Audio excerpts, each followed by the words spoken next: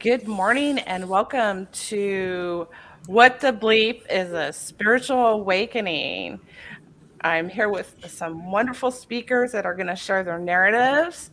Um, Matthew, my co host. Hello. I'm just going to introduce myself a little bit. I am a spiritual healer. I'm a Reiki master teacher, sound healer, medium, Akashic Records channeler, and a medical intuitive.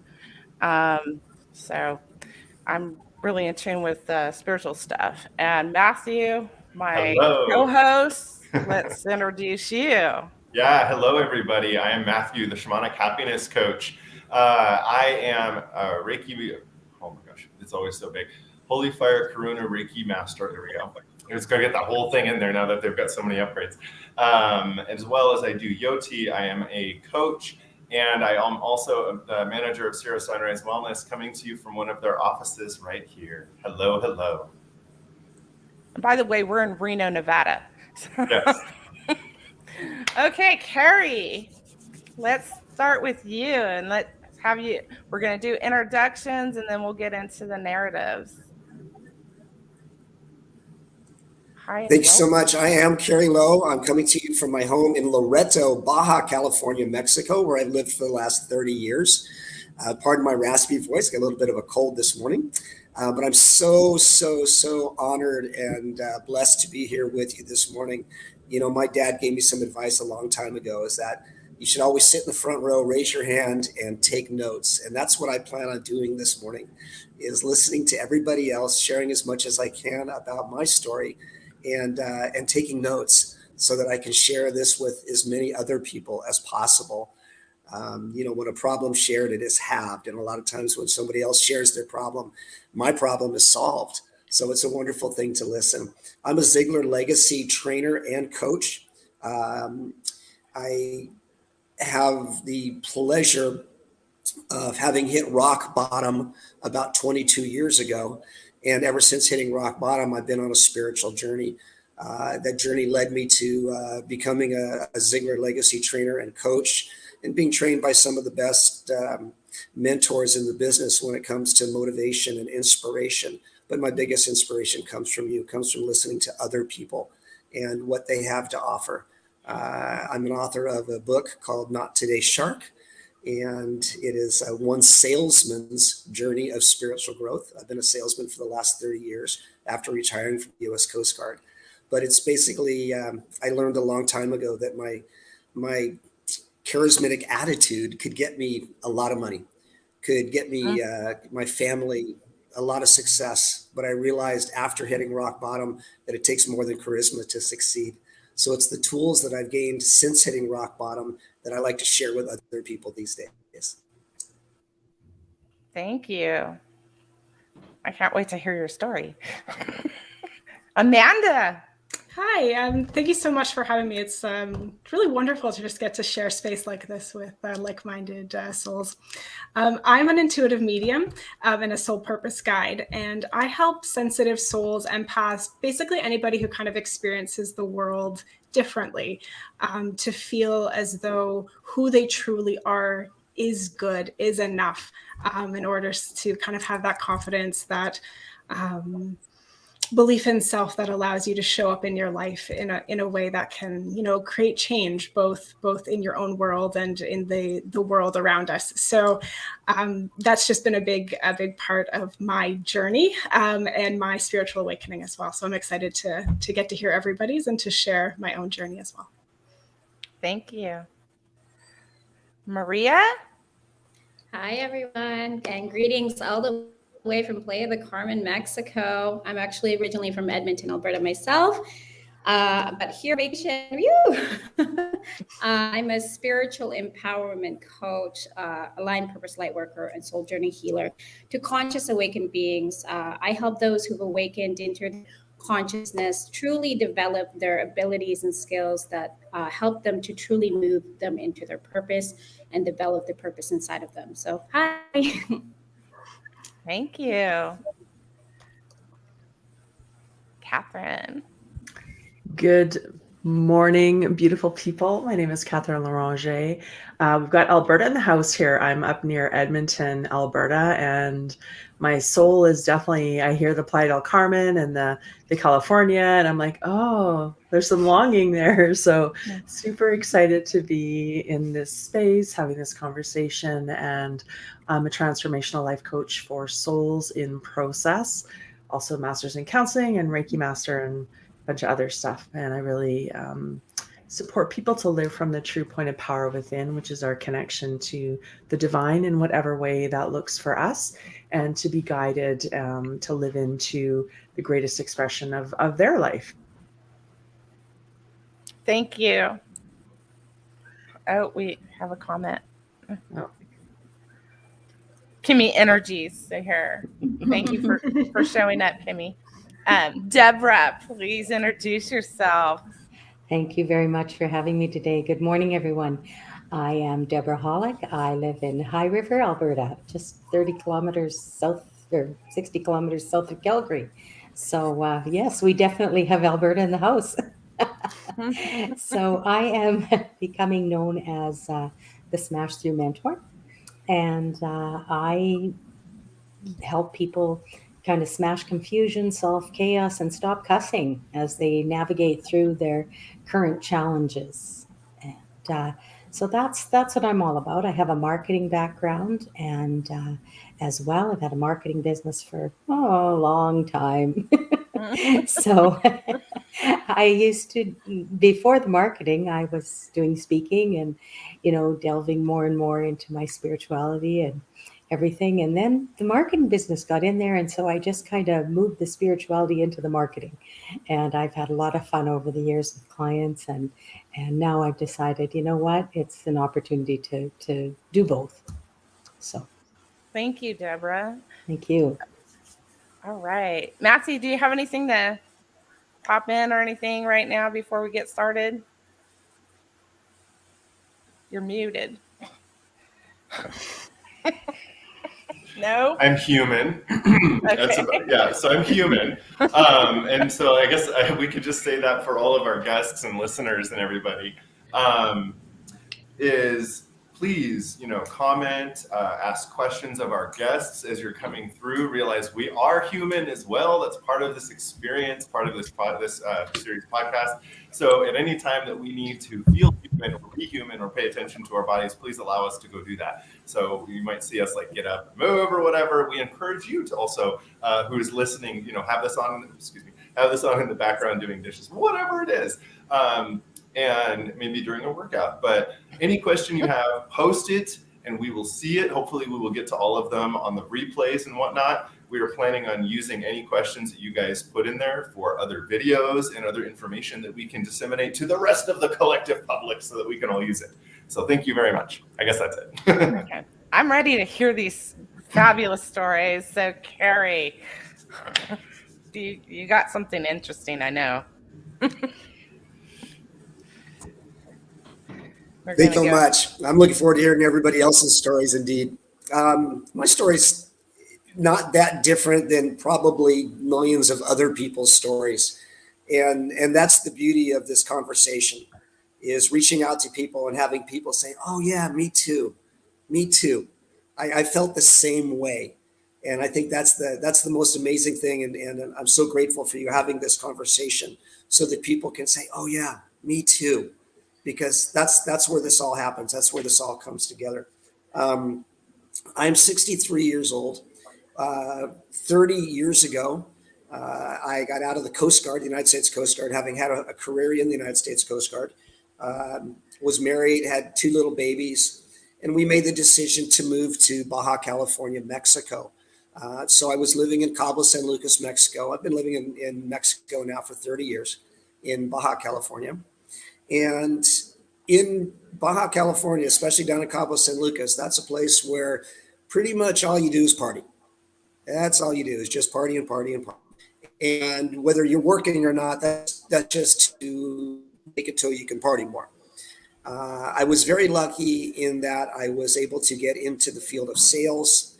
I did well at sales, and it seemed like the more I partied, the better I got at sales. And one day that just kind of ran out. It's all good until it's not good anymore. And I found myself at rock bottom. And there's for a lot of people that don't understand what rock bottom is. Hopefully, they'll never have to get there. It's a place where you just have this incomprehensible demoralization, where you feel completely worthless, like you don't belong on this planet, and that the world would be better off without you. After getting way too drunk and way too high, I found myself sitting on a beach underneath the palapa, trying to get as drunk and high as I possibly could. And I wrapped a wire around my neck, and I tried to commit suicide. I still have a scar all these years later to remind me of how close I came to losing my life that day. I had what you might call a white light experience. A lot of people have they'll have a spiritual awakening, and it could be of the educational variety where they learn about it, and other people have a white light experience.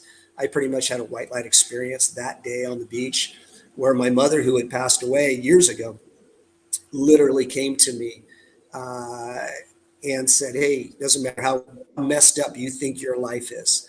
It doesn't matter how useless you think you are. You still have 2 young children that need you, and you need to get back to work, and you need to go live your life." Somehow I was able to come to and get that wire off my neck. And it was suggested to me that I go to Alcoholics Anonymous, which I did. And from that moment on, I've lived in a spiritual experience. The farther I get away from my spiritual experience, the farther I get away from my spiritual awakening, the more my monkey mind wants to jump in and tell me that I'm worthless and tell me that I have no value. But now I have tools. I have a lot of tools that I use to keep my monkey mind at bay and to know that I do have worth. And the main tool is to maintain this constant connection with my higher power, who I choose to call God. And it's a God of my understanding. It doesn't have to be a God of your understanding. And that's the most beautiful thing about a spiritual awakening, is that for me anyway, for this person, it's my connection to the higher power that keeps me on this road of spiritual growth. I figured out a long time ago that I can't afford to have a comfort zone. The comfort zone for this person right here is in a gutter, face down, passed out. That's my comfort zone. My comfort zone is, let's have success. Now let's pour gasoline all over the success and light it on fire and watch it burn and watch everybody else burn with it. That's my comfort zone. So I realize these days that there's only 2 things that are happening. I'm either growing or I'm dying. And if I'm in a comfort zone, that means I'm not growing. So I must be dying. And I don't ever want to do that again. So for me, this concept of spirituality and this concept of a spiritual awakening is something that I need to do every single day. I need to keep growing every single day so that I do not end up in what I now call my danger zone. I have a danger zone and I have a growth zone. I can't afford a comfort zone, and I don't believe anybody else can either. But it's this spiritual growth. It's this connection to my higher power that keeps me in that growth zone. And as long as I know it's just not me, it's not me. I'm not the one. My ego is not my amigo. So I give it over to a higher power every day. And I'll just leave it with that for now. Oh, thank you. Okay, let's move on. That was powerful. Amanda, I'm sure you have a powerful story too to share with us. Thank you. Yeah, thank you so much for that your powerful story. It's really transformative, I'm sure. My story kind of starts just being a sensitive kid, which I'm sure a lot of people can kind of relate to, because unfortunately, in this world that we live in, sensitivity is not really welcomed in. It's not encouraged. And so the way I experienced the world when I was younger, I was told very quickly, not only by by family, but by teachers and other people in a place of position of power, I would say, was that wasn't good, that wasn't right, that didn't fit into a narrative that was comfortable for others. And so I spent a lot of time kind of going, oh, okay, so who I am at the core of my being isn't right, it isn't good. And it was kind of that moment that I didn't trust myself any longer, and I began to just look outside of myself constantly for confirmation. Am I doing it right? Am I peopling right? Right? And that just kept me very far away from my intuition, from being this very intuitive being, so to speak. And fast forward that in my life. In my mid-20s, I kind of just looked up one day and was like, what am I doing? Like, I'm in a toxic job that I hate, doing things that don't bring me joy. And if you asked me who I was at that time, I would be like, I don't know. I have no idea who I am. I'm whoever you need me to be, so to speak. And it wasn't this big giant moment for me when I look back on it. It really wasn't. It was just these small little experiences that over time began to have me come back to myself. And one of the things I did was through running. I always credit running to being my kind of catalyst for awakening. Because of course I didn't just do a little bit because I was just trying to prove myself. I ended up running like 100 miles in ultra running. But it was that where I realized that other people couldn't tell me how to do it. I was always told, you need to go faster, you need to try harder, you need to push more. And in running became such a physical experience. I was like, no, that is not feeling good. I'm not doing that. So I ended up starting to listen to myself. And realize that, maybe what I want and what I do is right for me. So that was a part of it. And then that has continued to grow, and I quit my corporate job and I had my children, and all of these things have continued to add to me realizing that it's been interesting, because I think when we think of, maybe, at least for me, when I first started this awakening, I was like, I need to learn all the things outside of myself, and I'm gonna like learn all this stuff and get it. And then through time, I went, oh no, in here, that's where we have to go. We have to peel back all of those layers that are keeping us from what's already here, because you're not going to find it out here. It's already here, which I know everybody here is well versed in. And that's the hard part. That's the part where you're like, right, this isn't like the super fun experience I was hoping it would be. But that's where the transformation comes. That's where you begin to realize that maybe who you are is really amazing, just as you are today. And maybe that person is worthy of all the good, all the abundance, all the amazing things that are coming to you that are already here for you. So that's been my journey, and it will be ongoing, I'm sure, forever. And I wouldn't have it any other way. So thank you. Thank you, Amanda. Awesome. Maria, would you like to share your story with us? Yes, absolutely. What amazing, beautiful stories you both have shared. Thank you so much for sharing that, you guys. My story actually truly begins at the age of 3, where as a child, I grew up in Spain.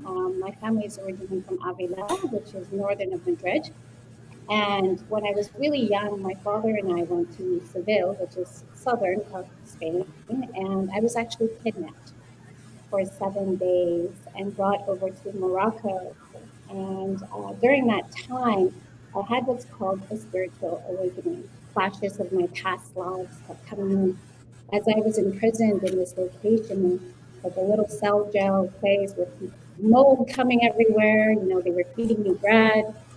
And as my parents finally were able to receive me back, I was telling my father, who was also spiritual himself, that I said, Papa, I remember everything. I said, the world's not the same. And he's like, yes, mija, which is daughter in our language. It's not. So to me, tragic or traumatic experiences have always been the greater awakenings for me. During that time, I was, educated into spirituality, really understood it all and stuff like that. Worked with herbs, understand the languages with Mother Earth. And then my father passed away, and then another awakening happened for me. I kept evolving and evolving even more. And then as we moved to Canada, actually in Edmonton, where my mom decided to land and stay, I always ask them, like, why the cold? She's like, because it's nice here. And I was brought into a Catholic school. And by that time, I was doing something so normal for us that I was told never to practice or, work with herbs or do anything with candles ever again. It was really shunned upon. And so I had to hide my true self from everybody. That was one of the things that I had to do. And so as I grew up, I really got into this relationship that had a lot of narcissism and trauma, things in the normal mundane life that we all, go through in some way. And I was actually pregnant for 8 months. And during that time, I fell down the stairs and lost my child. And then this was one of the biggest spiritual awakenings I ever had to go through. It was very difficult. And that was over 7 years ago, actually. And to this day, being around anyone that is spiritual, what I really found is tragedies really bring out either the best in you or the worst in you. It's how you take it and how you keep perceiving moving forward in life and really staying connected to your guides, to yourself, that really help you to keep waking up every single morning. So that was my journey throughout the time. And within that time, I really started going into meditations and Reiki and, working with people, especially mediums. I sought out mediums quite often during that time because I wanted to stay connected. But, one thing that I've always learned is we're always connected. It's the disconnection that makes us, lose ourselves in that way. So, yeah. As I'm saying this, the sun is coming out even more. So just the sign itself that we are always connected with our spirit guides and our connection to our own awakenings every single day. So that's my story. Oh, wow. Thank you for sharing that. Hi, Catherine. Hello from snowy Alberta. Oh. I could just like sit and listen to everybody, right? It's so wonderful to hear each of our unique journeys, and really, I believe it's all kind of a similar journey that we're on to really realize that we are an expression of the infinite. We are connected. We have access to that all the time. I kind of joke that I came into this lifetime choosing to do it the hard way. I have like a little flat spot on the back of my head, and it's from like banging my head against the wall so many times. And I don't know if people can relate to that, where I had this belief for many, many years that I was fundamentally flawed, that there was something wrong with me. I was inherently unworthy. And what I've learned is that a lot of people feel that way. And through my process, and like depression and violent assaults and infidelity and all of the kind of life content, what I have really truly learned is that we are all part of this universal energy, and we all have different words for it. I've had multiple kind of profound mystical experiences, and my journey has been where I wake up and then I kind of fall asleep again, or like I have these like amazing mystical experiences where I'm fully connected to, guided by the infinite, the source, whatever you want to call it.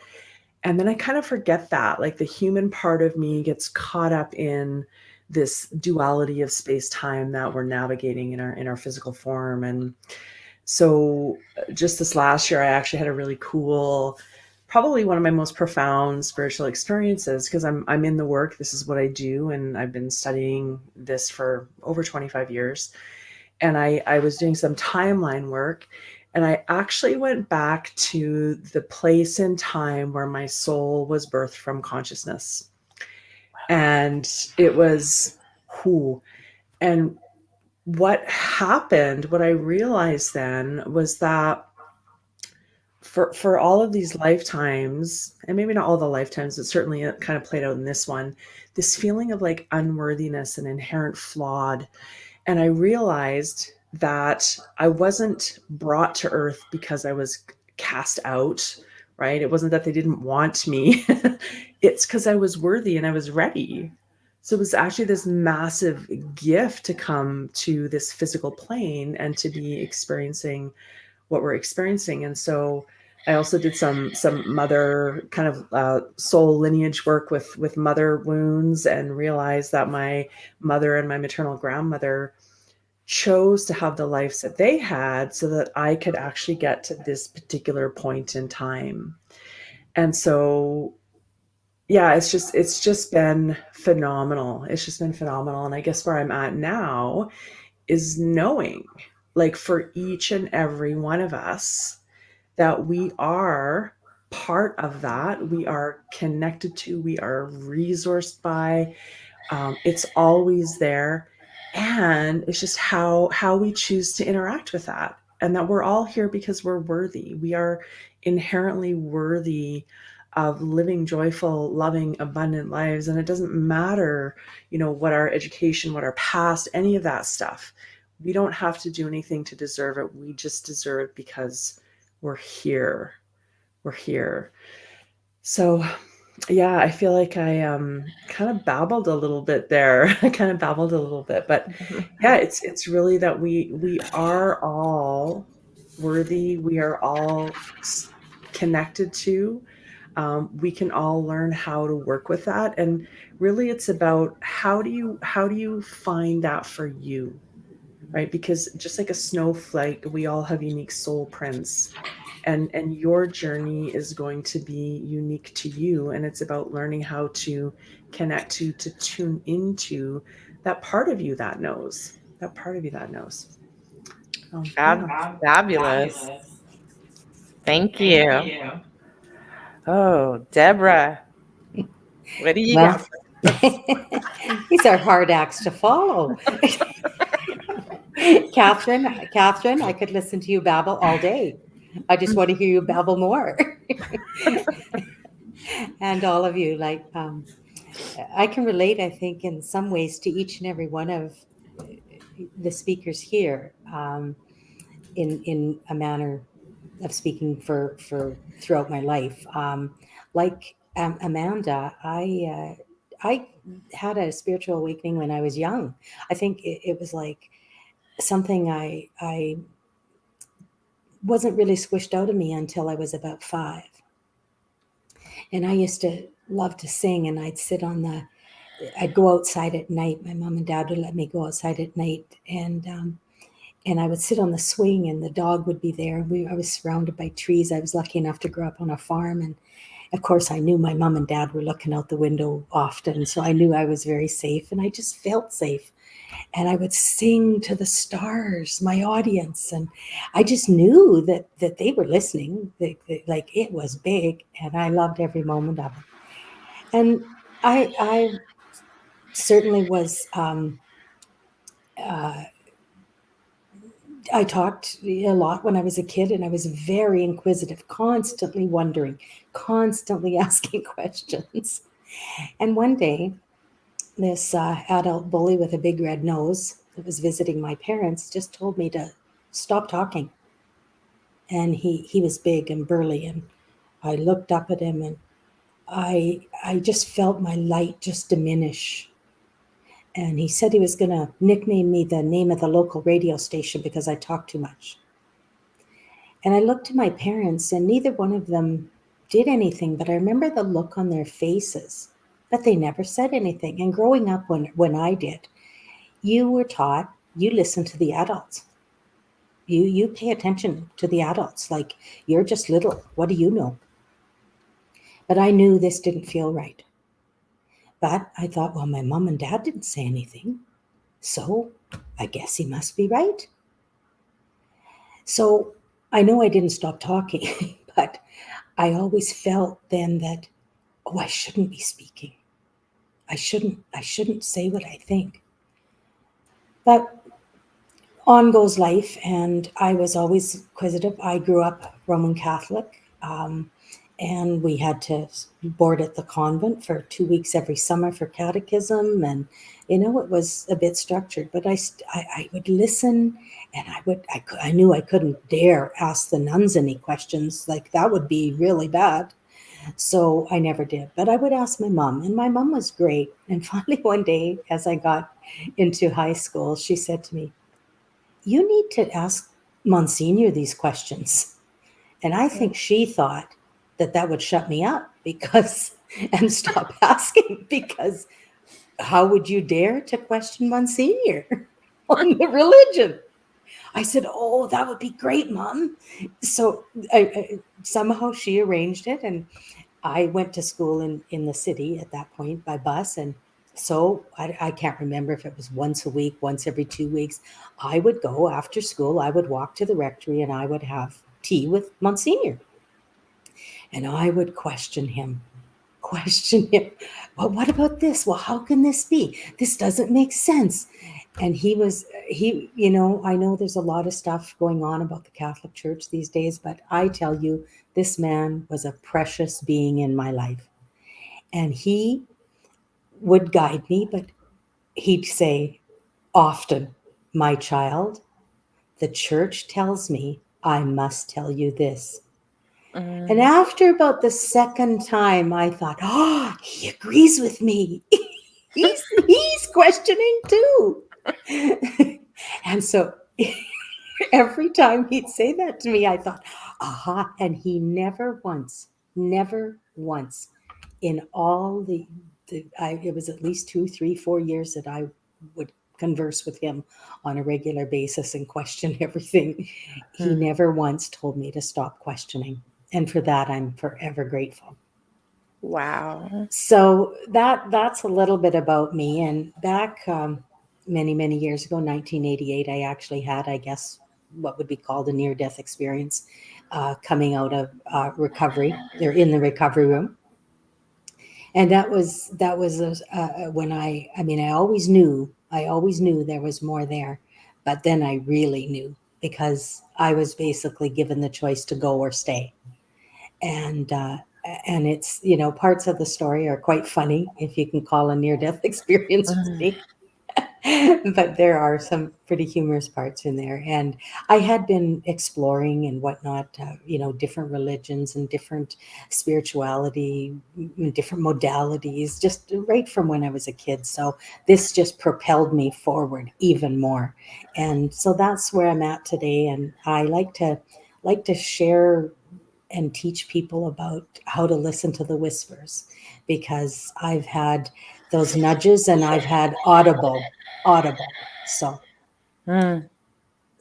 that's a little bit about me. Well, thank you, Debora. Matthew, did you want to share your story? Oh, sure. I mean, yeah, I think that you should share a little bit about yours too, just real briefly. I guess, like everybody is saying, it seems like a spiritual awakening perhaps doesn't happen just once. And so as we continue to develop, we can recognize when we've had spiritual awakenings and be like, oh, that's what that was, and I would say that I've had a couple, 2 specifically that were more life-changing. Was one when in a divine conglomeration of mess, a big old just like mess, I chose to go through a forced spiritual awakening. And I didn't really realize what that was, but it put me into a suicidal depression. And I did a medicine ceremony just with some friends, and I didn't realize that I'd signed up for this, right? And it was not the medicine ceremony wasn't presided over by somebody who could really provide the biggest support of the container at the time. All of us as friends are, altruistic in the container and in the love that we're bringing to one another. And when I came out of that, it was powerful because I got a glimpse into, like a couple of us talked about, beyond this moment, and so I immediately had this knowing about a lot of my current circumstances, and I was like, no, that's weird. How do I know this? And my ego was like, no, all the things you're taught and how you hold on to reality, like the things you expect were there. And so within 48 hours of that experience, I became suicidal, and into that, I also signed up for that friends group to reawaken me in that moment to my own divinity, to realize, like, that rock bottom, that worthiness, that unworthiness is just a signal. And so I was able to come out of it. It took me 3 years of doing that, and of practice with a therapist and other spiritual works to get over that, and also with medication and things like that. It was beautiful. It was a really nice time when I look back on it. It's not as nice of a time when we're obviously going through it. The second, and that one was 11 years ago or so. And the more recent one was about 5 or 6 years ago, where I really was sick and tired of the ickiness in the universe, or the ickiness that I'm seeing around, and it was affecting me personally. So a lot of us, when we see atrocities, they do affect us personally. And in that moment, that was my time, and it happened around the Pulse nightclub shooting in Florida. And right after that one, I was so motivated spiritually. I had energy to work for days to go out and try to make a difference, because I was like, you know what? If we can connect and not feel so lonely, and I knew this to my core, we can look into somebody's eyes and somehow pass that information that you are not alone, like you're worth it, that almost just like this hug would settle in, and your need to hurt the world around you, to try to form it to whatever destruction is in your heart, would dissipate. I somehow knew this to the core, and it set me on an experience where I went and I did free hugs in the community. Can't do that now in COVID land, but I did free hugs in the community. I started a nonprofit. I was doing them once a month. I was doing them all over, and I was like, you know what? If nothing else, if it just reduces road rage, right? Then let's do that. I started doing world peace meditations, all these things. But anyway, during the first time I went out to do free hugs, I tried to make it such a big deal, and really, we make our own spiritual experiences such a big deal when they're always internal, right? You're just inviting people along. And so I went out for my first day of free hugs, and I'm scared, and I've got my sign, right? I should have brought it, knowing now that this is spiritual looking, I should have brought my sign, because I still have it to this day. Anyway, I was able to impress on one person, well, two technically, myself and then another person, but I was giving people hugs, and we're having a great time, right? And I saw some people across the street, and I was like, oh, they want a hug. And I'm like, woo, just in this party mode. And the street lights and all these things are not working out. And so I'm trying to cross the street to get to them, and it just doesn't work out. I end up on the other side of the street next to a destitute person who is obviously in transition, or in transient changing cities. And I'm like, whoa, this is really interesting. Like, somebody I'm being presented with that I know exists in this world, I care for, but also it's such a monumental thing to approach somebody who you have such a different identity from, right? And so I'm like, well, I could just stand here awkwardly with my sign and then wait to cross the street again, twiddle my thumbs, or I could turn to this person and ask them if they need a hug. So I did, and the person goes, no, I don't like humans, basically. They're like, I don't like people, blah, blah, blah, blah, blah, and there's this tirade about anger. And I'm like, oh, okay, what do I do? Internally, oh God, that was really awkward. And so I had this moment again. I could either continue and wait for that light, or I could say, Why do you feel that way? That conversation opened up to them on that street corner, talking to me for 45 minutes about their entire life, where they came from, how many pilgrimages they've gone on, all these things. And at the end of that, the only words that I could say in my entire existence, and I've never said this in public, in a person I don't know, was, "You're beautiful." And I broke down and cried right there. I could not believe what was happening. And I was like, this is an experience. Holy crap. And so anyway, that blew my experience up. And I was like, life is so different, So from that moment, it really brought me into many other paths. I've had a couple more awakenings. But yeah, those were my biggest ones that I can remember in my life. Those were huge. Yeah. So thank you for asking me to share mine. Now, so I'm going to do the same thing, Julie. And will you share one of yours? Well, the beginning, well, way back in the day. Now, I'm 52 right now. So when I was 46, 47, I had left my husband and I had a boyfriend. So I broke up with this boyfriend and I had this profound grief from this and I couldn't get over it. And I didn't know where to go to get over this. And somebody said, well, you should try Reiki. I'm like, okay. So did this Reiki. And actually, let me back up. Before this, I was asking Spirit, can you help me with this? Can you help me with this? I don't know what to do. Should I do this Reiki? And Spirit said, if you go down this path, you are going to find things out about yourself that you may not like to know. And it's going to be a rough road. So I still thought about it for a couple more weeks before I did this Reiki. And it was this really, on every level, physically, emotionally, mentally, just completely, I looked like I was on a bender for a couple weeks. I had bloodshot eyes, crying for 6 weeks. And it's still coming up, it's a process, I find out later this ex-boyfriend of mine, we have shared multiple lifetimes together. He made a promise to me like 5,000 years ago that he was going to help me with my mission.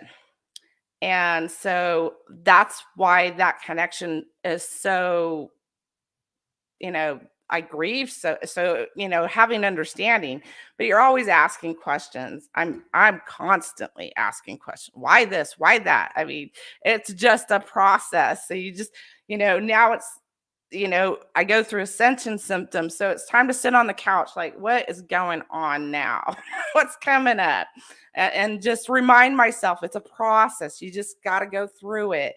So, I could go deeper into that, but, it was pretty pronounced for me in the beginning. So thank you, everybody, for sharing their stories. I don't know if anybody's had physical, emotional, mental, seeing those processes coming up, the patterns of behavior that you have, and mentally and emotionally dealing with those. So I don't know if anybody wants to speak to having that experience in their process. Ascension symptoms. Yeah. Go ahead, Deborah. Yeah. Well, as I mentioned about the bully, I basically, I realize now, and this was sort of a spiritual awakening that I had not even that long ago, where I realized that I was now the bully because I kept allowing what that experience did to me over and over again. So I kept bullying myself. And that was quite, I agree with Matthew when he says we have more than one spiritual awakening. I personally feel I have many, and I don't know, I think we can call them, some people would call them aha moments maybe. But, and for some they're bigger ahas and for others they're less. But I realized, actually not that long ago, just a few months ago, that, you know what, you're the bully now. You're the one beating yourself up over and over and allowing that. You're an adult. You've allowed this now for 60 years. What is wrong with you? Like, are you a little thick in the head or what? So I that I felt was a spiritual awakening. And then just the other day, and it was emotional. In fact, I was quite surprised as I told the story today that I didn't cry, which means obviously I've healed in some way from it. But as short as 2 years ago, I could not have told you that story without becoming extremely emotional. So now I'm kind of happy about it. So it's another emotion, which is I'm very thrilled about. And I also realized the other day that I actually have forgiven him, and now I appreciate what he did, because here I am and I've learned from it, and now I get to share with other people, and I'm hoping that this has become a gift, so that brings me joy. So that's me. It's beautiful.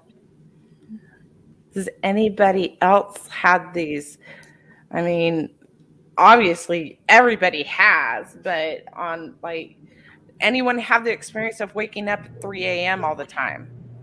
Oh my gosh, always. And sorry to cut anyone else. I apologize. But one of the things about what I've noticed when it comes to spiritual awakenings is that your spirit and your body are trying to connect each other every single time. And waking up at 3 a.m., that's like, to me, it's like the moment when your spiritual team comes in and says, move that ego aside and listen to your connection with us.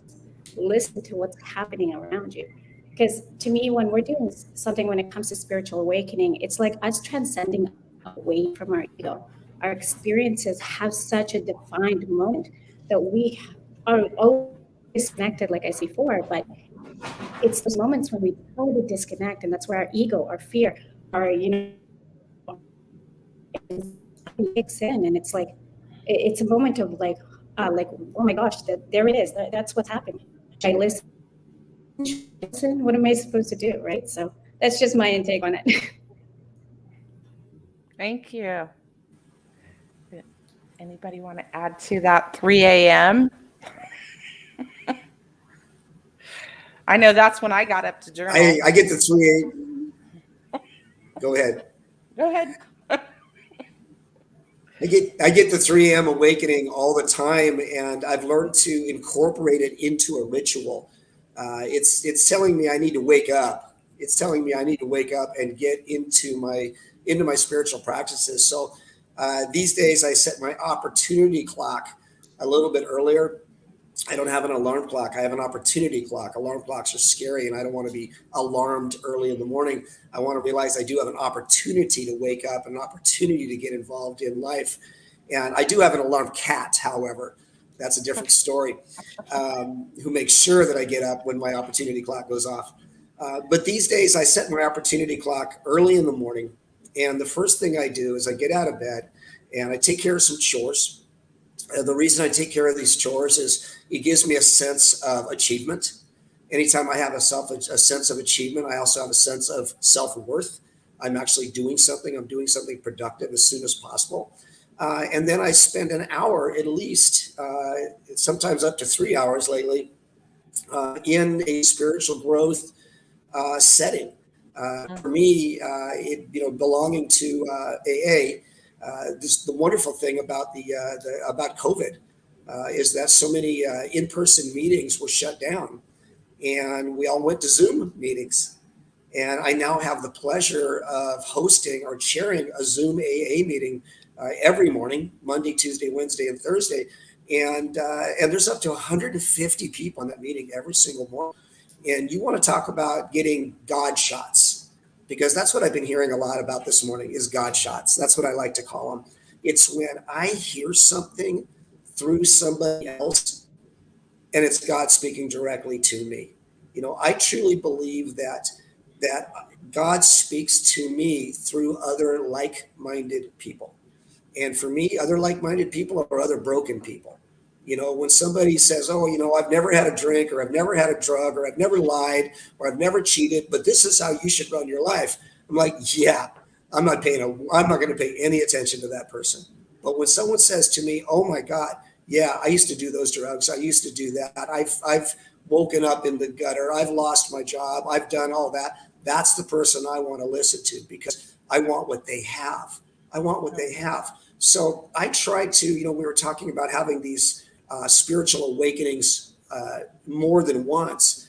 I have spiritual awakening 10, 20, 30 times a day, listening to other people share their experience, strength, and hope for just a few minutes, and just getting these little nuggets. You know, I was taught, I have a wonderful mentor, Bob Bodine, and he wrote this amazing book is called Two Chairs, The Secret That Changed Everything. The whole concept of the two chairs is very simple. If you could have an appointment, with God, the God of your understanding, whatever your concept of this higher power is, if you could have an appointment with that higher power, and you knew that your higher power was going to show up and answer all of your questions, just like Deborah had questions for the Monsignor. If you knew this higher power could show up and answer every single question, would you go to that appointment? Of course you would. Well, set that appointment. Set that appointment for first thing in the morning. Set up a chair for you and a chair for your higher power. Who's your higher power? Well, it's something you create. It's something that you know is a best friend to you, that you can tell all your secrets to.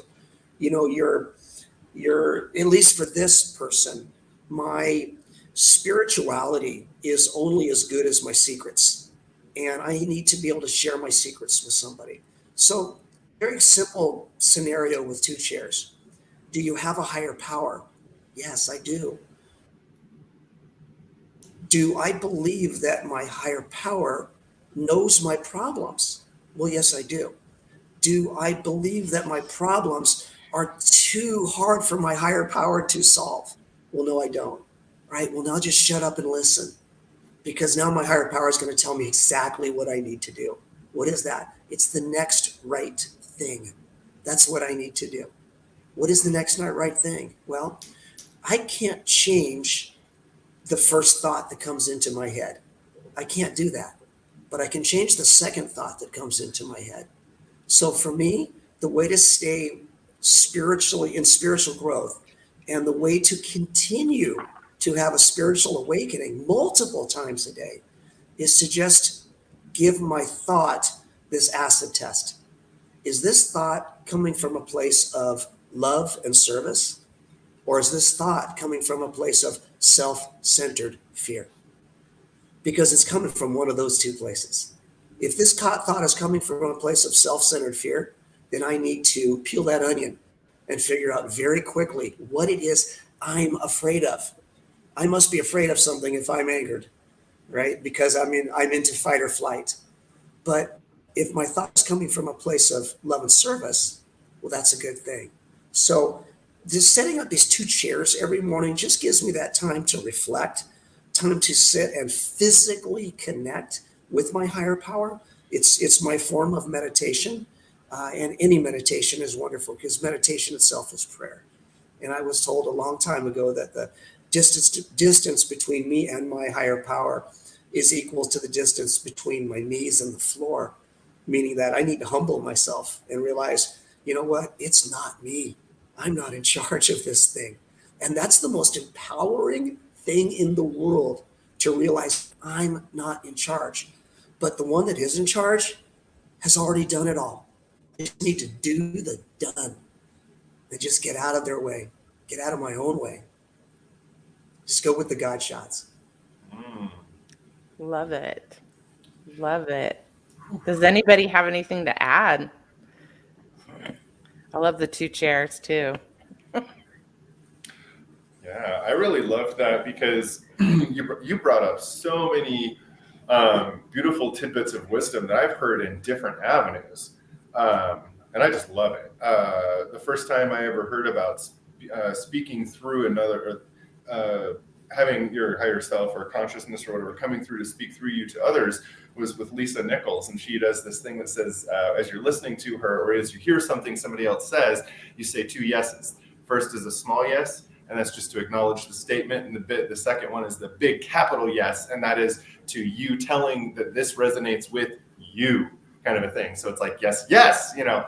And I love that. So I encourage everybody, anytime you hear something that resonates with you, to just do that. Yes, yes. And you have to be oomph on that next one, because it gives you that little like, oh yeah, I'm paying attention now. I love that part. I love where you brought in so much, I would call it shadow work, where I say this, when I teach meditation, consciousness and compassionate mindful meditation and things like that. And when I educate people in the shadow, I say the shadow is here to show you the degree to which you're separated from love in the moment. So it's almost in this space where anytime you're angry, anytime you're separated, right? You're disconnected. And if you can just listen to what you're saying, you're upset with something. And then there's also this ego that comes in, because that's like the ego that is trying to control our reality. And when we listen and understand that our ego is upset, then we can try to be friends with it and go, oh, I'm at odds with my ego. So if we're doing this, what's going to happen in the outside world, right? And so as I become friends with my ego and we worked in tandem together, then it's a different story. Like you're saying, I don't need to listen to that inner voice. I can listen to the higher voice of things. I love that. God, you said so many things. I love how you brought in experience, strength, and hope in that. Geez, I mean, I wrote so many notes on everything. I haven't wrote notes on everybody's stuff, but wow, this is just powerful. Yeah. With this ascension symptoms, or this thing, I wanted to bring in the question, because we haven't touched on it yet. So we talk about the spiritual awakening and ascension symptoms for ourselves. What about for the not the self? And I mean to not the experience you're having internally, but how can we see ascension symptoms reflected in the outside world? I'm just gonna open it up. Do you guys get what I mean by that? Sorry. Maybe rephrase the question. What does it look like for the outside world to go through an ascension, or excuse me, a spiritual awakening? I feel like we're seeing that right now in reflected in like our favorite thing, COVID, that's been going through. It really seems to have slowed the world down, right? And in slowing the world down, that's a lot of us who have had to be with themselves and slow down that hustle, that thing that's always kept us from really connecting to our stuff and our stuff, so to speak. So I think what we're witnessing before our very eyes is a lot of the world sitting with themselves, and you can make a choice in that place of, you can sit and go, I don't like this and I want to do something about it, me. Or I don't like this and I need to blame it on somebody else. It needs to be outside of myself, the problems that I'm experiencing, the life experience that I'm having. I'm not in a place right now where I'm okay with saying that maybe that's me, like maybe I control this.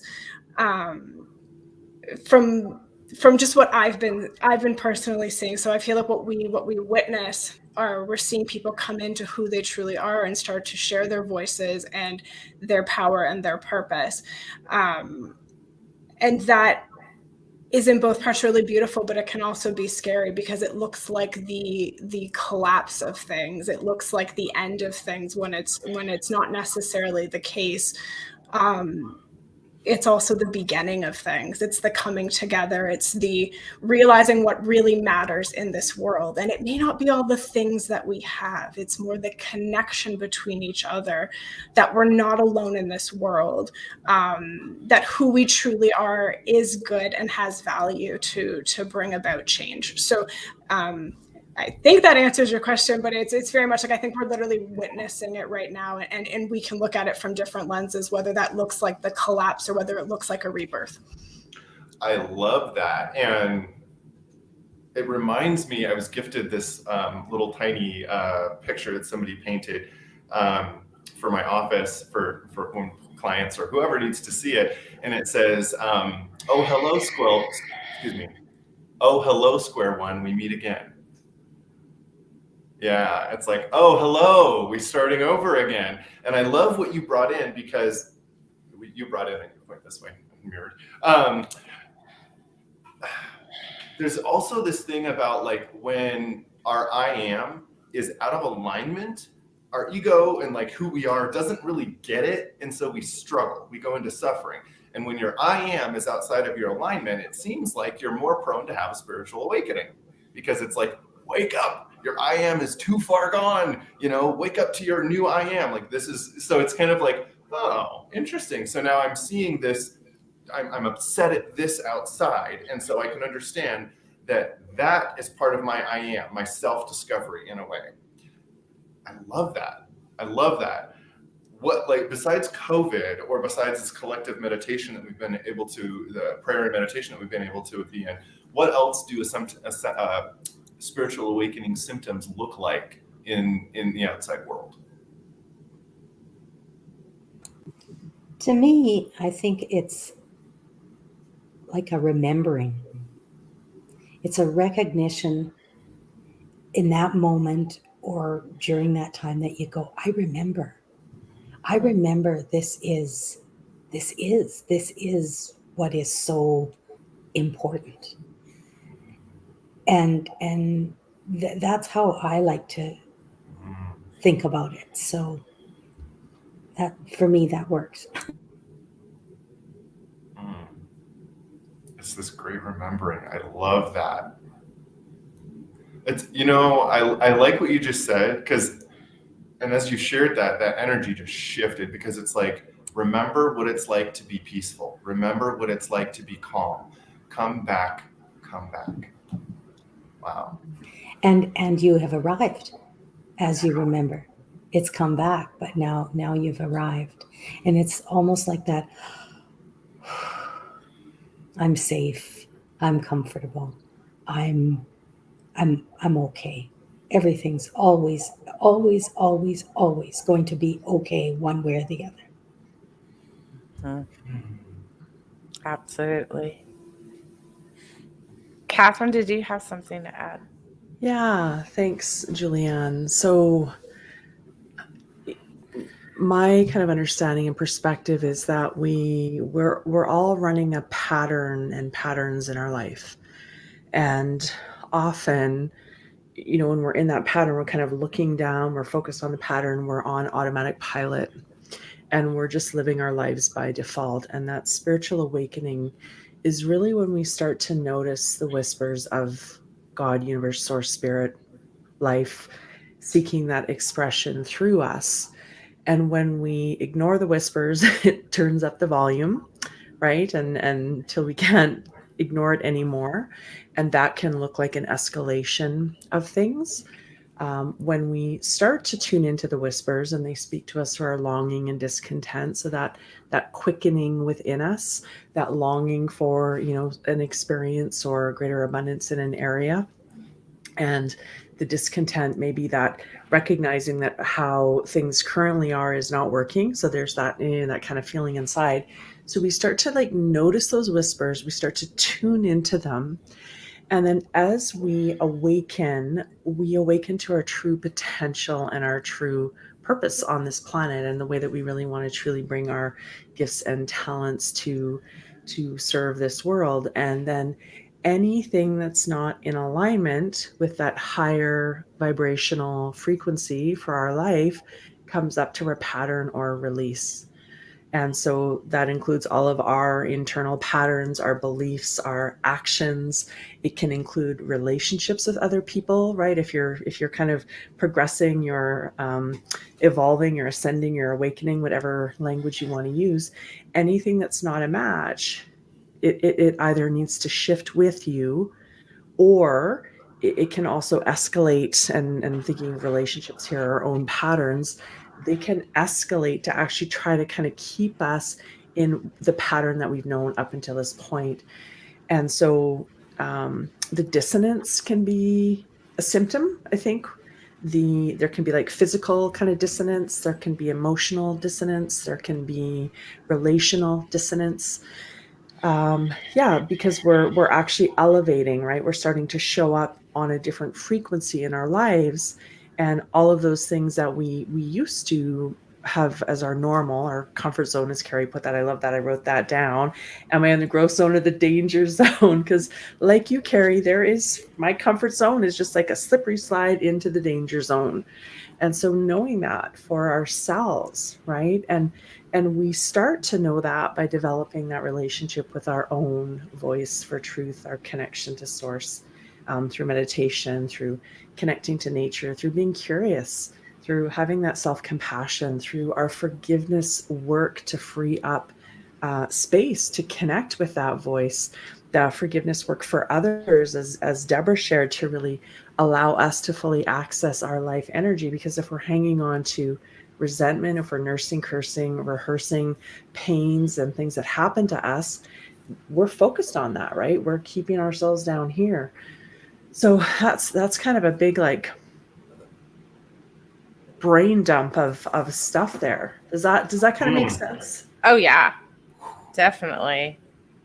I love that, because as I'm hearing that, what I hear is what I'm going through is a manifestation of my frequency, so to speak, because it's like we're here, right? And as we continue along this path, I'm adding to it, right? And if those things that I want to bring along with me aren't growing with me, then we're going to see that happen. We're going to see what that looks like. And that might be a symptom of awakening, right? Because I'm awakening, and now this thing is separating from me. And so what does that look like in my life, with far as relationship, material, whatever it could be, life assignment? I say life assignment is like your job, or maybe you have kids, or, it could be anything. That's so powerful. And I love what you just said. I like how we're all like writing each other's stuff down. I love this. As you were talking, Carey, about that the unhelpfulness of comfort, that stuckness. And I love here, the first time I heard it, the colloquial term was like, if you're in comfort's zip code, you need to transition your zip code and go to the zip code of growth, because they are not near each other. And it's almost as if you're becoming too comfortable, too like settled in, you're almost like the momentum of your growth is stopping in some way. And so you could see how you need to sit with that for a while, right? Like, I'm in this experience and the pot is simmering before I can continue on. Once I continue on, then I'm having that awakening, right? That awakening is, I've done the work so that my awakening can happen. And that could look, like you said, in the form of shifting relationships, or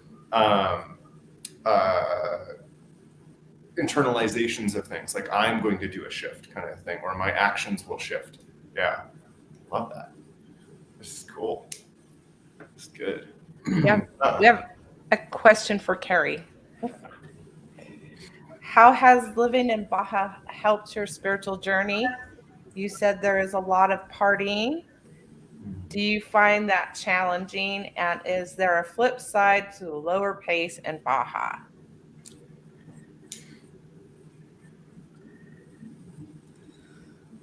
Yeah, thank you, Karen, for that question. Absolutely.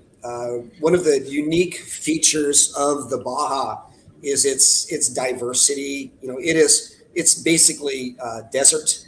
You've got the coastline, a few cities where there's a lot of partying going on, but the rest of it is desert. I find an amazing serenity. I now live in a much smaller town called Loreto, Baja California. I've had the ability to retire, which is wonderful, not having to go to work every day. And yeah, absolutely, that slower pace, that ability to get out into nature. One of the things Katherine touched on, and I loved it, and it's frequency. Frequency. I truly believe, that nature has a frequency. We're all energy. We're all vibrating. This is science. That will vibrate. And my brother, who's a musician, taught me a lot about music a long time ago. My brother's always been my biggest guru, and he's actually the one who got me on a spiritual growth, on a spiritual journey many years ago when I was young. I was raised Jewish, and my brother, who was also raised Jewish, but he said, hey, you know what? Buddha's got a lot of good things to say, and so does Jesus, and so does everybody else. And so, I started listening to other people. And once I realized that we all resonate at a certain frequency, we need to make sure that we're resonating at that frequency that nature is resonating on. And, I was told once that's 432 hertz. It's been challenged at what it is exactly. But once you find yourself in balance with nature, if you can spend enough time just taking walks in nature, sitting on a beach, sitting in the middle of the desert, sitting in the middle of the forest, it doesn't really matter what it is, but you'll find that moment where your physical body is vibrating at the exact same vibration as the tree or the leaves or the ant that's walking along. And you realize that we aren't all truly connected. And that in itself is an amazing spiritual awakening at that moment. And one of the things I love about where I live is I live right down here at sea level, but right behind me, literally right across the street, are a series of mountains that go up all the way to about 9,000 feet. You want to talk about feeling small and insignificant? Oh my God, it's just the most wonderful feeling in the world. Or to stare out at a stormy ocean or a hurricane coming your way. This is just an amazing amount of energy. And when you tap into that energy and realize that we are all part of that energy. But again, what are you contributing? Are you contributing positive energy or are you contributing negative energy? Is your energy coming from a place of love and service? Or is that energy coming from a place of self-centered fear? So yeah, living in the Baja, no doubt about it. Highly recommended. Great. Oh boy. How about, through my process, I don't know if this is true for any of you, but I use mirroring a lot. So if I'm seeing something that's triggering me, I'm like, oh, we need to go sit down and have a discussion about this with ourselves. And that is like a huge place for my growth anymore. So I don't know if anybody wants to speak on that.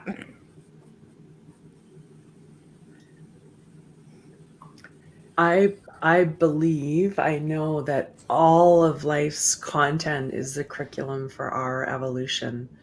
Everything that we're experiencing, everything that's happening around us, everything that feels like it's happening to us it's for us. And when we can have that perspective, there's this, and when we can bring that curiosity to it, right? Like, oh, okay, what's here for me? We're practicing non-attachment. So we're able to kind of create some space between the stimulus and the response and really tune into, okay, what's here for me, right? What is the lesson? What is the learning? What's the gold? And Pauline Hill said it, that every adversity, every challenge has an equal or greater benefit for us. So when we can really approach those things that trigger us, right? It's there for our growth. And I also wanted to kind of comment on, yes, I love that the universe is in collaboration with us and for us. It's for us. And we don't attract what we want. We attract who we are, right? We attract experiences, situations, people that are on a similar frequency as us. And so when we get that, it's like, oh, okay, right? And it's not about blaming or shaming ourselves. It's that curiosity. And just something really quickly I wanted to share with people, because it's such a powerful tool, so simple, is to work with your breath. And Carey alluded to this, talking about the nervous system. So often we are in a habitual pattern where we're operating in our sympathetic. So it's that fight, flight, freeze, fawn nervous system, right? It's kind of the dominant frequency of our world. And it feels normal to us. And so we don't even actually know how to kind of slip into the parasympathetic rest, digest, create a different result. And sometimes when we get there, there's a little bit of like, I don't know how to handle this calm or this feeling of peace. And then we kind of do things to subconsciously or consciously get ourselves back in that kind of amped up. And so breath. So noticing Noticing when, and I use language like when it feels constrictive or when it feels expansive. And that expansive feeling, that is that spiritual connection speaking to you. That is life telling you, oh, okay, this is my next step. And so when we notice whatever's going on for us that we're in that constrictive feeling, we just breathe in through our nose and out through our mouth, and it's like a straw in just a natural and easy pace. So it's not 4 breaths and 10 breaths. It's just whatever feels good to you. And it's such a simple thing you can do. And what you're doing is you're shifting yourself from the sympathetic to the parasympathetic. And that's where that creation exists. It's in that sympathetic where we can really consciously connect to our source, right? And so as we're in our spiritual awakening, in whatever that looks like for us, and we kind of bump up against the edge of the life that we've known, it's going to activate that sympathetic kind of panic. Like, I don't know what's over here, so I'm going to do something to get myself back into what's familiar. So when we notice we're on that edge, we just pause and we breathe.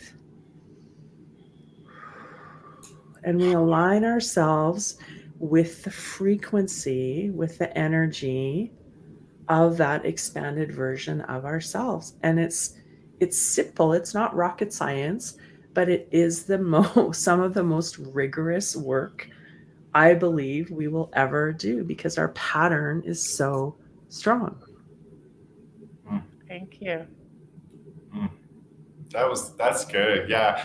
It's like the lesson is to be with the self and accept the self, right? And to calm down into the self part, awaken to yourself. I love it. I love it. You brought in a really cool thing too that I think is important to point out, is that a lot of times when we're going through this awakening process,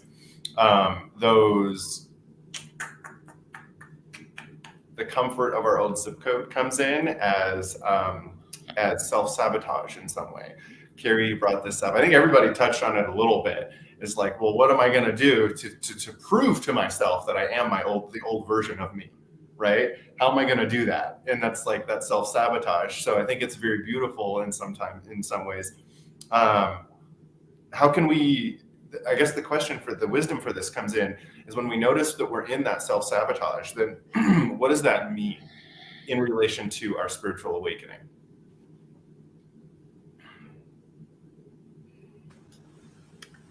Oh, sorry. Go ahead, Carey. I saw you, and Amanda too. For me, that's self-sabotage. Go ahead. Carey, you go ahead.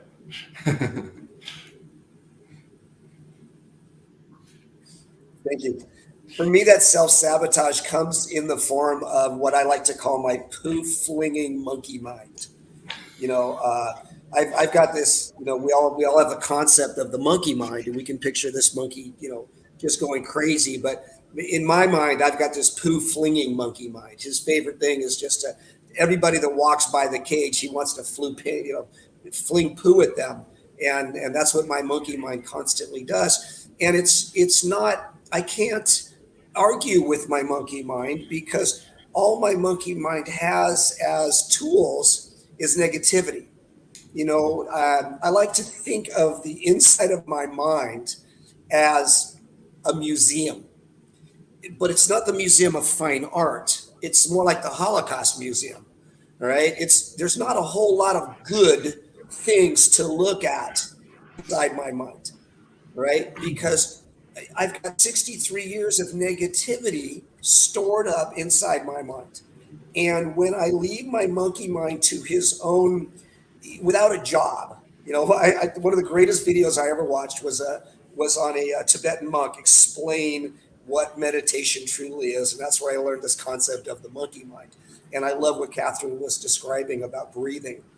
So these days, when my monkey mind is getting a little better control, and my monkey mind is trying to bring me to that place of self-destruction, because that's where my monkey mind wants to go. My monkey mind just wants to, like I said, throw gasoline all over everything and watch it burn. That's because I've let my monkey mind, I've let it wander too much. I've let it have too much free time. I need to keep it busy. And the way that I keep my monkey mind busy very quickly is I say, hey, monkey mind, whoa, whoa, whoa. I have a job for you, monkey mind. Matter of fact, it's the most important job there is. I need you to keep me alive. I need you to breathe. So I taught my monkey mind to breathe. I taught my monkey mind to breathe God's grace in, fear out.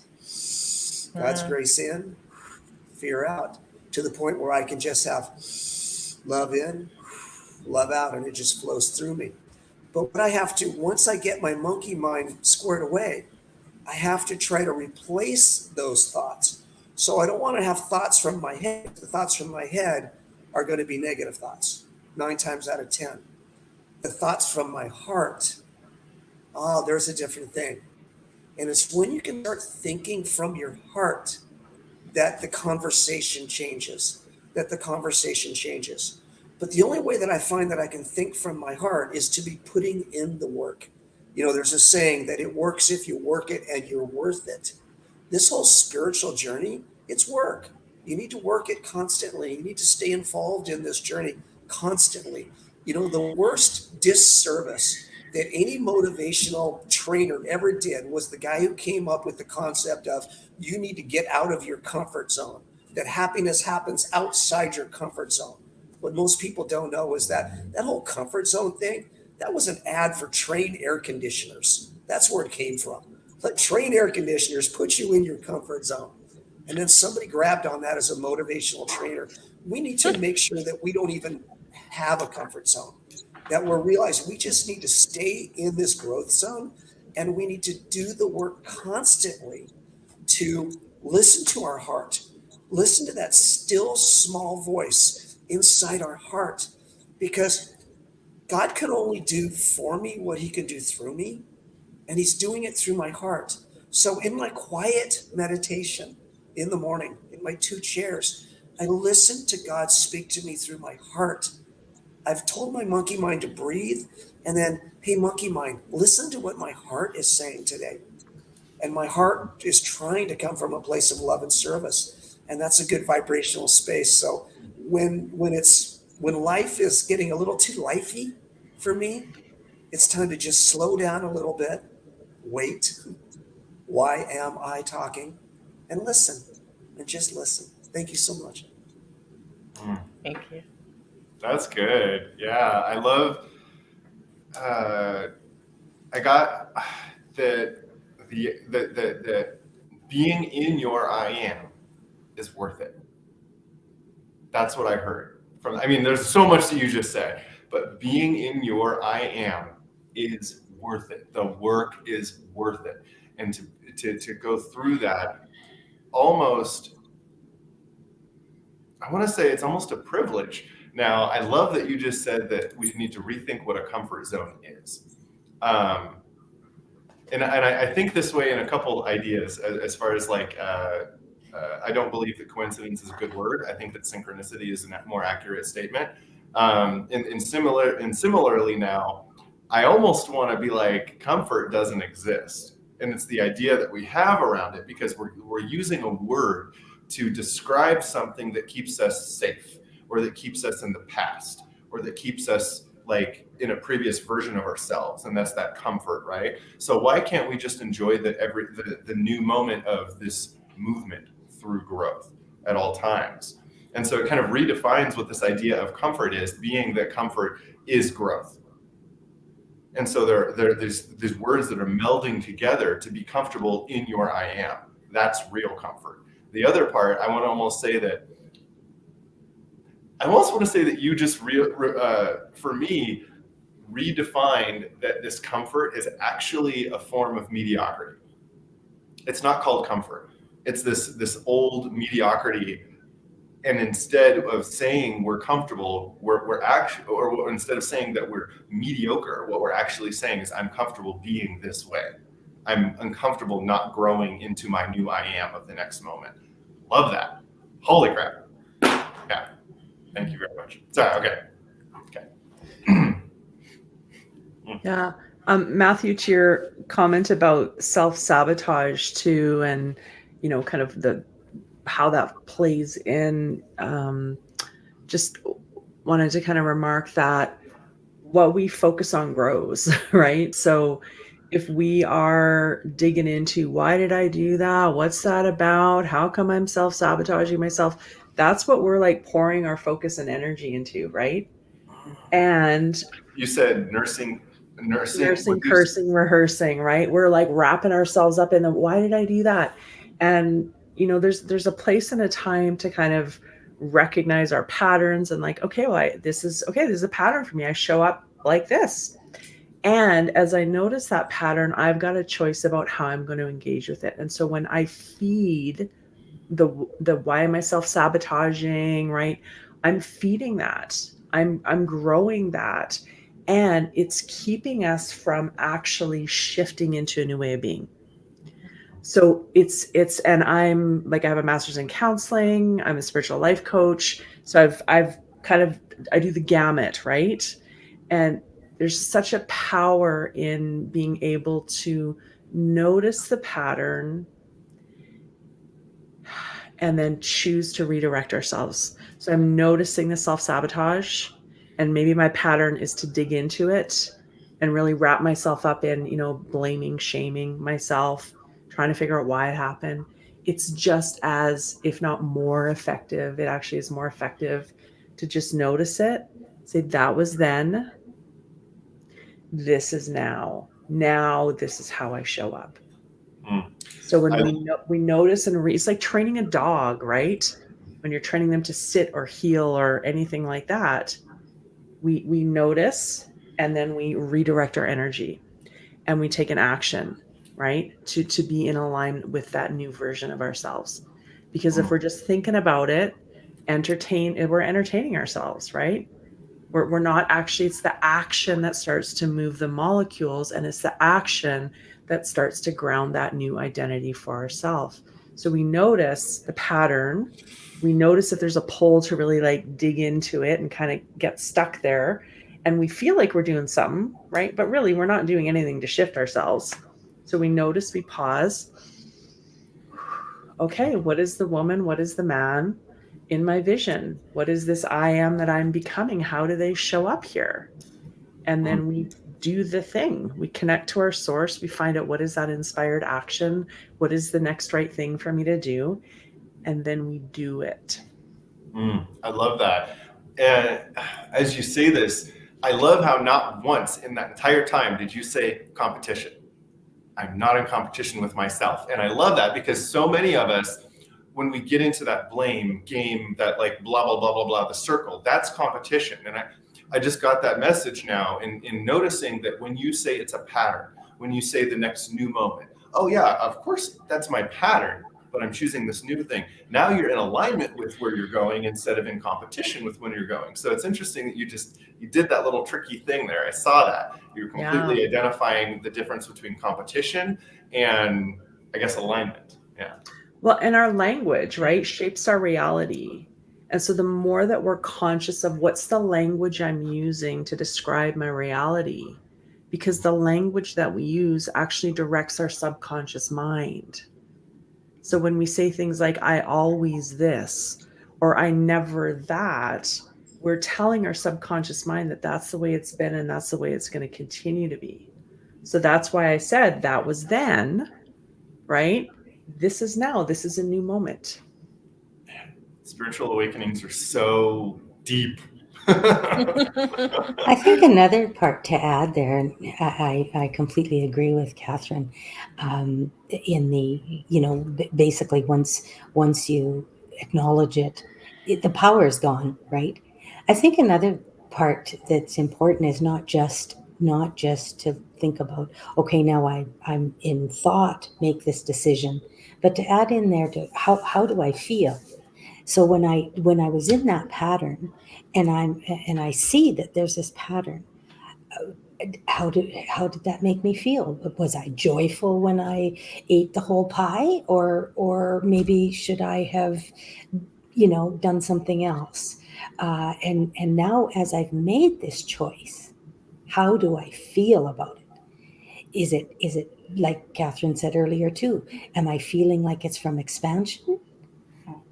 or not? Is it feeling joyful to me? Is this like, oh, I can conquer the world and here I go, I'm going to do the 100 miles like Amanda did, and is it empowering? Like where is my feeling in this? Because I think we're habits, and the more we get the feeling of this feels good to me, and we know that when we hurt somebody or hurt ourselves, it never feels good. It never does. To some people, they might say, oh yeah, that felt really good to, flip the bird in traffic or whatever. It didn't. I don't think it does really. It's not good for the person doing it or the receiver. So I think that I think it's important for us to ask that as well. And I agree with Catherine. I mean, like I say, I go by the Smash Through Mentor. I don't think we have to, grind this in a mortar to figure it into a fine powder as to why we do what we do. Okay, you did what you did. Get over it already. Like moving. I love that. It's you're synergizing right there with what Carey said earlier about being spiritually awakening to every new moment, or like all the time, is constantly having spiritual awakening. I love how you're like, taking in, like eating. You made a reference to eating something. And I love that one of my human life assignments is to continuously discover my relationship with ice cream. And sometimes it happens on a daily basis, we'll see. But so in that, I love how you just brought, how does this make you feel? Because it's like when you approach a situation and you're having a bad moment about it, you're like, wait a minute, is this a moment for a spiritual awakening? Because it's like, am I doing something because of an avoidance mechanism? Am I eating this thing because I'm trying to do something else? But I just am not, like, my ego, Carey, like you said, hasn't been programmed with the solution to know what to do. And so it's just throwing poo everywhere, and it just happens to look in the form of just eating ice cream like a tub at a time or something like that, when that's not really, I'm trying to do something, but my ego is just doing this when I could be elevating this situation. I think too, to kind of just add onto this lovely conversation, is like acknowledging progress too when we're on this journey. I think we can, as humans, like to make it a very linear process that I'm like, well, I'm going to go from here, then I'm going to be, Cameron, we're going to go to here and it's going to be done and it's going to be great and I'm going to get the award and it's coming in the mail and I'm going to be like, I completed my spiritual awakening. But it doesn't, right? Like we know here's your trophy. Right? I'm waiting for mine still. But like the reality is that it's like a spiral. I'm sure many of you talk and know about all this, is that like we're in a spiral of time that's going up. I really need to use the other hand. There we go. Spiral of time going up. And we're revisiting the same experiences many times. And it feels sometimes like we're going backwards or like we're not moving forwards or we're stuck and we're not going anywhere. But I think when we're acknowledging self-sabotage, we can kind of go, well, hey, I'm actually acknowledging it this time. Whereas last time I wouldn't even have known that I was sabotaging myself. I would have just assumed that was my reality. So when we're kind of in this, to just remember that it's not just from point A to B. We're always on this journey. It's always growing and evolving, and we revisit things not to show us that we're not doing anything, but to show us how far we are growing and where we still need to have room to grow as well. Exactly. Exactly. To love ourselves in the process is a big deal, and recognize our progress. And to remember that we're not the same vibration. The solution is not the same vibration as the problem. All right. You are never going to have your answer when you're thinking about the problem. You got to think about what's the solution. Yeah, And what's the joy? And like Amanda said, celebrate. Okay, celebrate. Okay, so I screwed the bow, right? Okay, so you know what? It's not the first time, not the last, for sure, for this girl. So it's gonna, let's acknowledge it. Let's realize that the solution isn't going to come right in this second that I'm in the quagmire. You know, one of the things I've said often when I've been, teaching is, the best thing is when you're in the middle of the pile of poo, get to the outside and take a shower. Like, that's just get past it a little bit and get happy, get joyful, do something else. It's not going to come. And it's amazing, because personally, one of the things that I do is I rely on the angels a lot, and I'm constantly, saying to them, okay, I need this, and it's works for me. I think almost 100% of the time I'm looking for something and I can't find it, and I have looked everywhere. Finally, I say, okay, you guys, I need this paper. I need it now. So I'm going to go do this. And when I come back, I want that paper. And sure as heck, I come back and I say, oh, I got to do this now. I move that paper that I have moved at least 5 times. And there's what I'm looking for. So again, vibration of problem and solution. Let it go, bless it, talk to them, tell them to, help you out. They're ready and waiting. And that was a spiritual awakening for me, was realizing, hey, I just have to give it to them more often. I don't have to completely stay the control freak I am, because they're there. So let's just give it to them, and they work for free. Yeah. Matthew, did you have another question? What you had? Oh my, this is just so juicy. I mean, once we get into this conversation, we're realizing that that a spiritual awakening is so broad, it's so vast. I guess so. There's the first question that comes to mind. Actually, I have 2 questions, and they're kind of like backwards, odd questions in a way. But the first one is anyone exempt from a spiritual awakening? Oh, we have another question coming through too. Did you want to take this one first, and we'll? Sure. So is anybody, Carey, yeah, go ahead. Do you want to take that one? And then let's let the panelists think about, is anyone exempt from a spiritual awakening?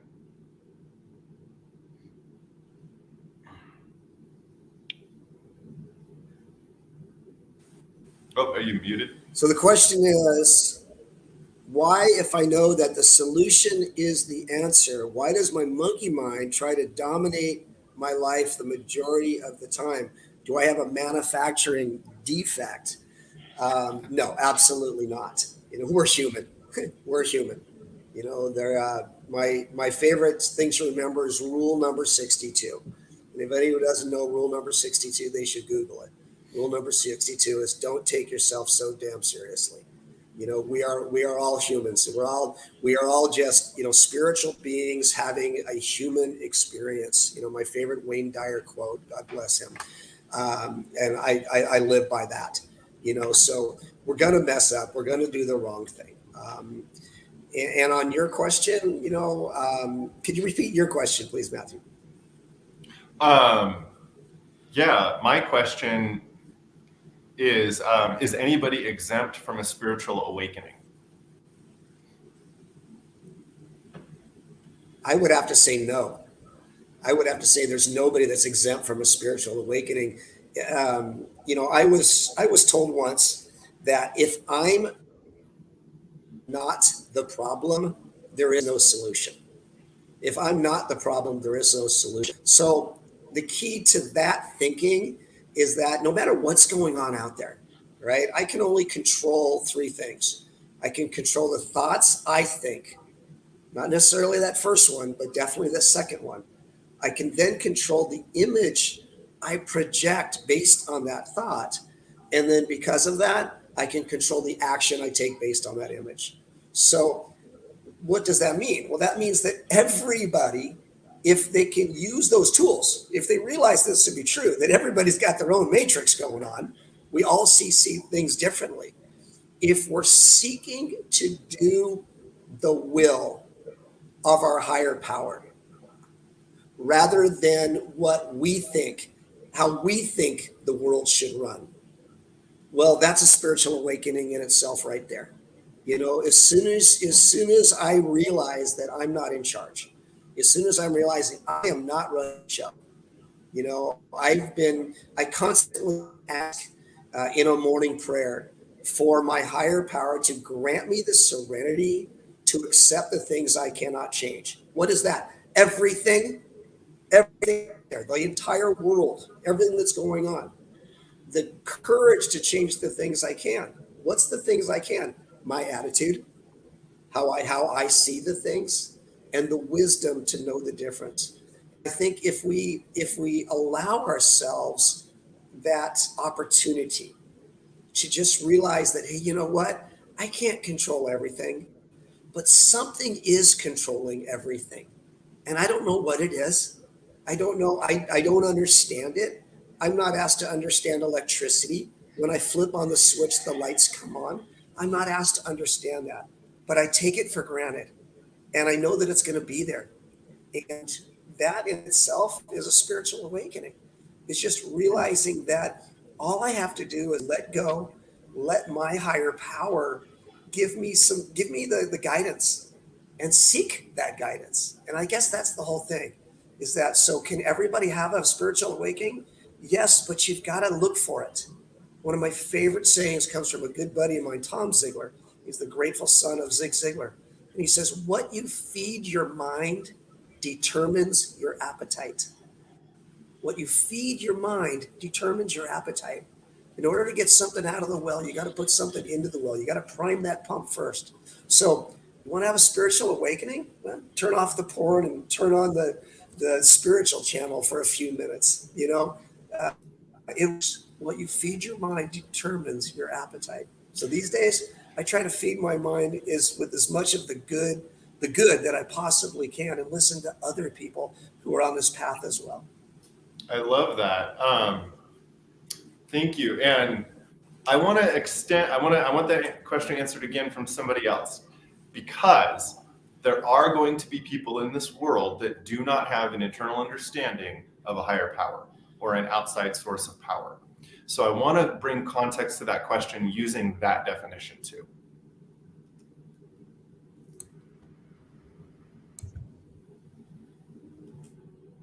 Does anybody want to take Go, it? Amanda. Go, Amanda. I can see us we're taking turns with the mute button. I feel like everybody is given the opportunity to have an awakening, if that makes sense, where we're given times in our lives that we could choose. But I do agree. I don't believe that everyone is going to choose. That's not their journey. That's not where they're not ready to choose yet. And it comes to like that. When we awaken, we may want everyone around us to awaken as well, to see things the way we see them. But some people just aren't. They're not, that's not their journey. And I think sometimes that can be helpful to remember, because we're all on our own journey. I think that's the important thing to remember. And they're not going to look the same, and we're not all going to awaken. Wouldn't that be wonderful? Sorry, you're saying, just to clarify, you're saying that my spiritual journey is probably not going to look like your spiritual journey. Exactly. I don't recognize it. Yes, we're remembering the same universal truths, but we interpret those differently. We always will, and that will show up differently in our lives, and no journey will look the same, but I think the arc is similar, right? Connecting back to self, understanding self, right? It all comes back to self. And even though we are all connected, we also have unique things about us that we're here on this earth to learn, to give to others. And while we're sharing those universal truths, like those yeses that you hear and go, I know this to be true, and I don't know why, but I just know it's true. But then we're also here, and I think this is where purpose comes in, to share our own unique wisdom as well. That's here to help to maybe awaken, activate others, but because they choose to, not because we are willing them to walk that journey. Yeah. I think everybody has spiritual awakenings all the time. I think from the time we learned how to walk and we went, how excited we were that we could walk. I think that's like a spiritual awakening. I think when we learned how to speak, when we found our fingers and our toes, I mean, I just think the whole thing is a spiritual thing. And I think some people are, I think people are afraid to label it. They have these great moments in life and that they're afraid to say, oh, I had a spiritual awakening, or, oh, it's another spiritual awakening, because, oh, that's kind of the woo-woo stuff and all the weird people are doing that, like us. so I think that there's a fear around being attacked or labeled or disapproved of or judged. So I hope that people, my hope would be that people, as they listen to some of, many of us now, I'm so glad so many more people are talking openly. It's now becoming the norm. And I'm hoping that a lot of people become more comfortable in that it's okay that we, maybe lots of people, maybe some of you didn't agree with everything I had to say. Maybe I didn't agree with everything everybody else had to say, but there's nuggets there. There's precious, precious, precious wisdom that if we look for it and mine it, we find it. And that's what I'm hoping that people will find, and they'll be able to say, well, it's okay to call it a spiritual awakening or an aha moment or whatever they want to call it. But it is enlightenment, and it does wake us up. Love that. I love it. Oh my goodness. Oh, that feels good. And it leads right into the other question that I was going to bring up.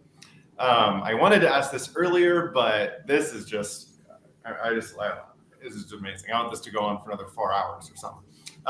Obviously we're human, so that's going to be hard. But anyway, for the last one, or maybe just for the last question, I'm going to interject into here is, what is a forced spiritual awakening?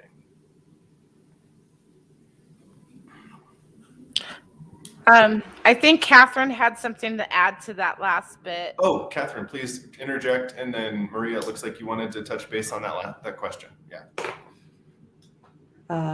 Thanks, Julian. Yeah, I was just going to say with the spiritual awakening, I think that life spirit whispers to us and we can choose to listen or not. So I think some people are going to choose to fully listen and honor. Some people are going to wake up and fall asleep, and some people are going to just not, right?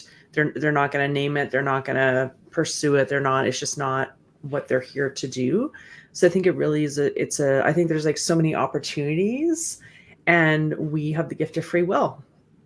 Right? That's one of our human faculties, is that gift. So we get to choose if we're actually going to listen to that or not. And over to you, Maria. I could just do you guys all day. In regards to your question, Matthew, I think I've actually had a forced spiritual awakening when I was 3, as I mentioned earlier, because it's a time of when tragedy or anything major can happen, and all of a sudden something deep inside of you forces you to pay attention, really, really pay attention to what is in front of you, and cause you to shift so vastly inside of your own vessel, your body, that you're being forced to say, listen, pay attention, this is what's in front of you right now. And that to me was when I was 3 years old, right? So I utilized that very, very moment, was how can I do better at this very moment right now, so that my spiritual awakening keeps happening, so that it's, not forced and it's not coming so harshly at me. Because there are times when we feel those ascensions, and it can cause our bodies to shift so drastically, either we're getting really sick or something happens, you know what I mean? And I use that moment to understand, like, how can I do better so that my, my spiritual awakenings are not so hard and forced onto me? And how can I be better for others so that I can show them what to do with it so that they're not having to experience it that hard? Yeah. Go ahead, Deborah. Yeah. Just to kind of add about the forced spiritual awakenings, and I talk a lot about the whispers. The chapter I wrote in the book that became an international bestseller with Corey Poirier, my chapter is called "Listen to the Whispers or Get the 2x4." And that, to me, the 2x4 that can leave bruises and break you is this forced spiritual awakening. And there's good ones when you do listen to those whispers and you go, wow, and then how sometimes those whispers, when you don't whisper or when you don't listen, become audible and become a shout, and you best be paying attention because catastrophes happen. And I talk about that in the chapter and in some other stuff I do. But it's to me that when you don't listen to the whispers, you're going to get a forced awakening somewhere. Mm-hmm. I love that. With clients, I always say, when are we done playing whack-a-mole with the universe? And because we're the mole, I mean, they're going to keep coming at us, giving us infinite opportunities to do things. And, do we want to continuously get hit over the head with that mallet? But Matthew, it's not the universe that keeps coming at us. We keep coming at us. It's ourselves. Yes. I wanted to bring context to, or as you saying, as you guys, as both of you just illuminated, it's almost like when we're going into this forced, or when we're going into an awakening, we already have a pre-understanding that we're needing something. Like there's something about us that has to shift, right? And so in some ways, we're already engaging in a spiritual awakening because we've had the epiphany that something needs to shift. So we're at that foundational stage. And then how do we move into that shift? And so sometimes, we have been talking about a lot of the healthy aspects of, healthy aspects of how we've all gone through and gained tools to be with ourselves, the I am, to understand that we're growing, right? So inherently, we're talking about how do we grow through this into the new version, right? So that requires work, it requires tools, et cetera, et cetera. And there's a certain level of respect and honoring that we want to do along that process, right? And so in this context of spiritual awakenings, a lot of our people viewing this, or we may know somebody who's been, I need the epiphany now.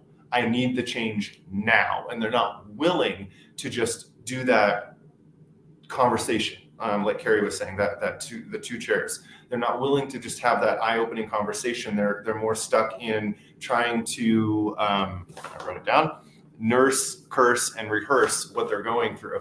And so there's a sense of going to somebody who understands what a spiritual awakening is, the tools that you might need to, come out relatively unscathed,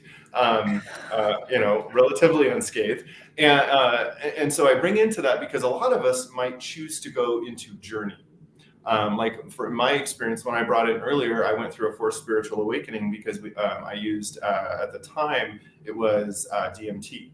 And it was interesting because I didn't think anything was really big going to happen with that, right? I was being very cavalier, but a lot of us are going to these certain substances that want us to awaken consciousness or things like that. And so when we do that, those are, let me back up. Those are medicines, right? And so those medicines need to be facilitated appropriately and loved into the container, just like you're having a conversation with yourself, like you say, Carey, that one-on-one conversation. And so when we go into these forced awakenings, it jettisons us without the skills to know how to deal with what we just realized. So for me, I went through suicidal depression almost 2 days later. Had my group not, had I not had a good solid foundation I could have been pretty deep water in that. And when I realized, whoa, I just woke up way too quickly. I didn't even realize that that's what I was actually doing, was forcing myself to wake up into the moment. Like when I look at it, I was victimizing, thinking that all of these emotions of suicidality and all these other things were like a horrible thing to go through, until I realized it was a spiritual awakening. Once I realized that, I was able to gain the wisdom from that knowledge. Going forward, I would not want to be like, hey, I'm going to cavalierly go sign up with my friends and go do this thing, right? I don't want to be that way, because I'm going to get hit over the head with I'm going to hit myself over the head with a mallet. And so in that context, I survived that spiritual awakening that I put myself through. But had I had the ability to go and seek appropriately, like, hey, have you gone through this? I need help right now. Is there some type of skill, medicine, or whatever that I could be in a sacred container with? I would have probably not had all the suffering, right? But it was, of course, something that I chose to go through. And so that I wanted to bring context into that portion of forced awakenings, where we see it all the time. I actually do have a lot of clients that come in through my office that have gone through similar situations as me. And I wanted to get that out there to say that there's ways of helping your awakening process. And then there's ways that speed it up. Yeah, so I just wanted to bring context to that. And anybody wanting to to share a story around that or whatever, I'll just let you open up.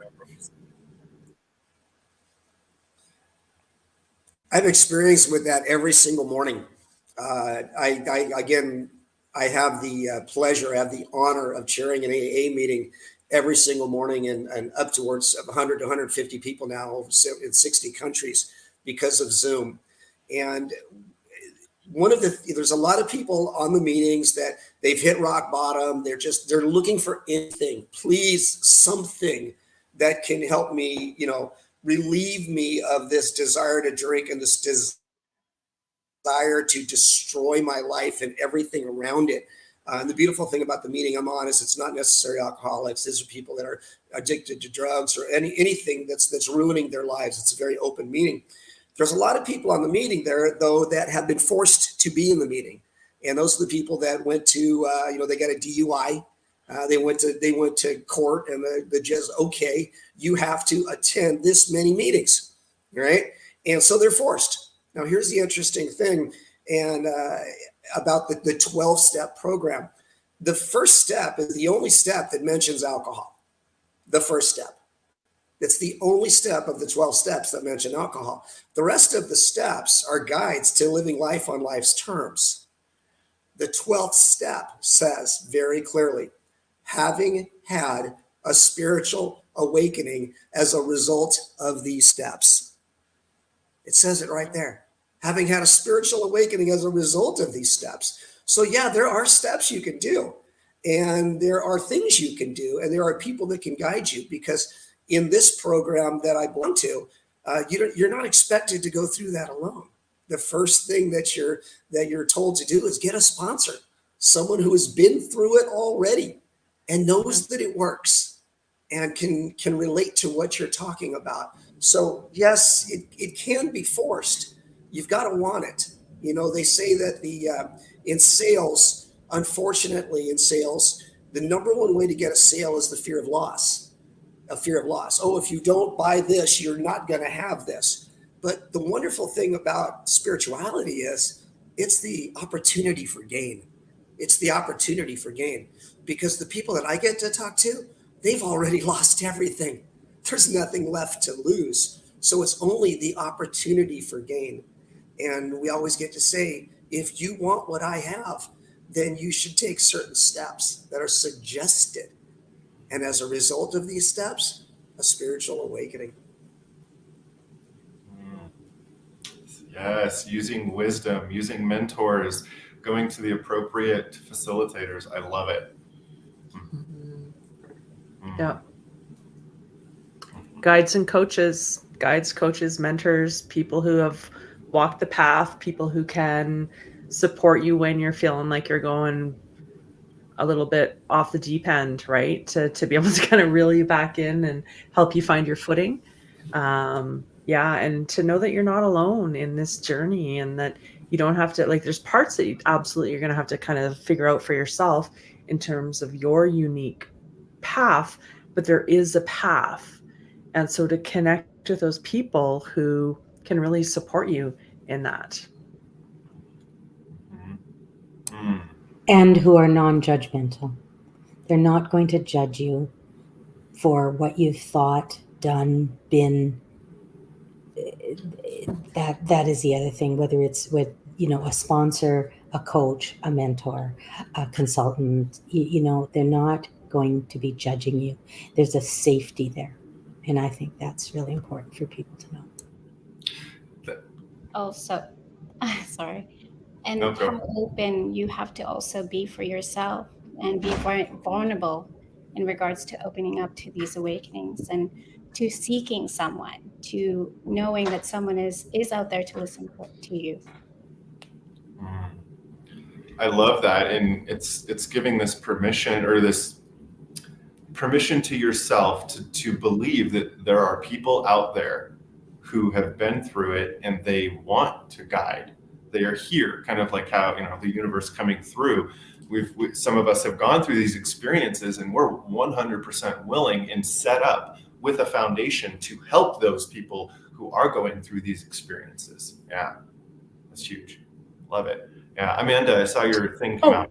Yeah, and just too that the journey is uniquely yours too. Like, I know we all walk these journeys, and it can be it can be something that we may just want someone to just tell us what to do, where to go, to hand us the map and be like, you're going this direction. But really, those who walk alongside you on this journey, walk beside you, give you the tools for the rough times, and give you that space, give you that support, that feeling of not being alone. But the journey is yours, so you can't really compare your journey to someone else's. Or feel like you're not doing as much or not as far along as you should be, because there is no scale to measure that by, only within, and how you feel within as well. Thank you. Well, I think we're going to wrap up. If anybody has anything to add, I invite you to do that now. If not, I would love anybody that's doing a special or has training classes coming up, please share that information. We'll also share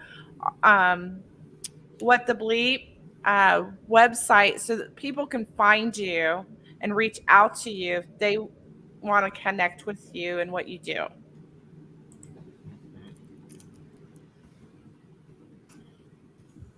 So just to actually let you guys know, I do have something coming up here from February 3rd to the 6th, which is just a small masterclass talking about spiritual awakenings, really getting deep into understanding what it is about staying connected with the universe. And, just to the collective out there, if you are experiencing a spiritual awakening, I just ask you guys to really stay connected and ask the questions to yourself. Get connected to someone that you know has either gone through this or understands some of it, because really we are all here to help you and guide you in going through your journey as well, right?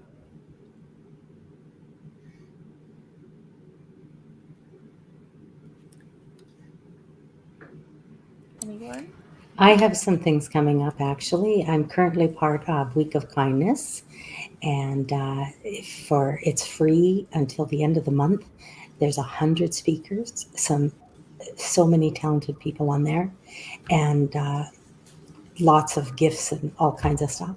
I also have a masterclass coming up actually next week, and it's called Whisper Wisdom Works. So it's a little more on that, listen to the whispers or get the 2x4. So, and my big passionate thing, in addition to that, because that's a big thing, because I'm an expert in not listening to the whispers.